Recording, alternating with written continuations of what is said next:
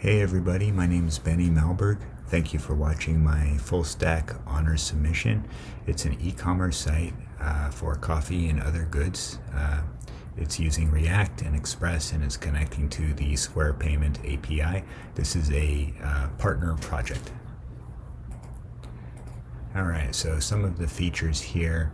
Let me go through some of the components. So here's the feature page. This takes you to the store page where you can see modals. You can update that. Let's get one more. Okay, and then you can see that the cart here has been updated. You can change the quantities, and this site is responsive as well, so we can see the hamburger menu here. Let's go back to the cart. We're ready to go to the checkout.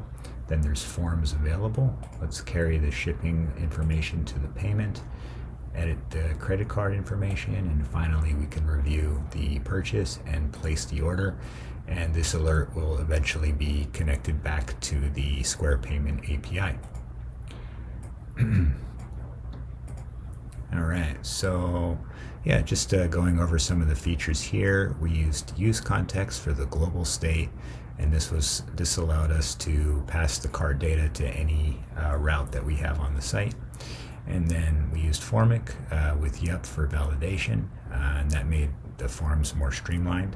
And then we used Axios again to streamline the communication between the front end and the back end for the fetch call.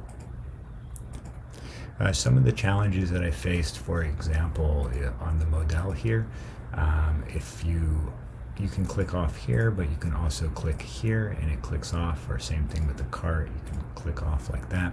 So let me show you how I implemented that. So for example, here you can see that there's a div that is a sibling to the modal, and this div has styling. It has an absolute position, and it also has a width and a height of 100%. So it basically sits like an onion skin alongside the modal, and it has an on-click handler, so it detects any click that's outside of the modal, and then I just had that click change the state of the visibility of the modal. So I thought that was a cool way to use React to do an off-click there. Also, we used use context to handle the global state.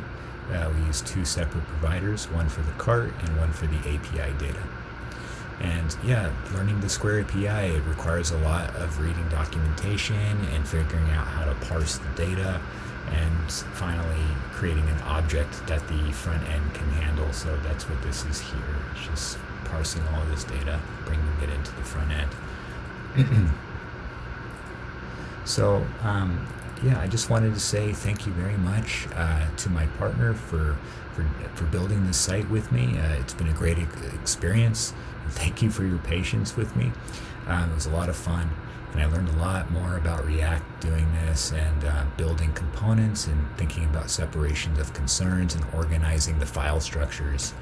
And yeah, definitely the highlight was seeing this populate for the first time from the backend API. So that was really cool to see. And I really enjoyed making the components as well. So yeah, a lot of fun there. And next up, we're planning to do another e-commerce site for a clothing shop using a different API. So that's hopefully next. Thank you everybody for watching this presentation. I hope you enjoyed it, and have a good day.